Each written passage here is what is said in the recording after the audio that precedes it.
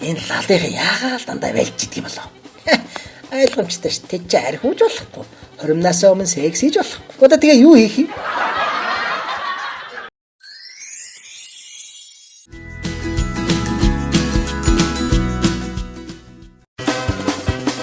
Эхнэртэй дэндүү хайртай нэг эмчтэр очиод манай эхнэрийн нуус эрэхтний өвсөн шаралчжээ.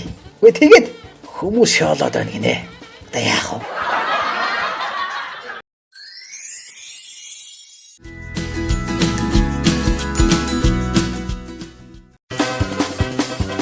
Хоёрыг тэнгэрт халиад Яваажингийн үүдэн зогсно гинэ.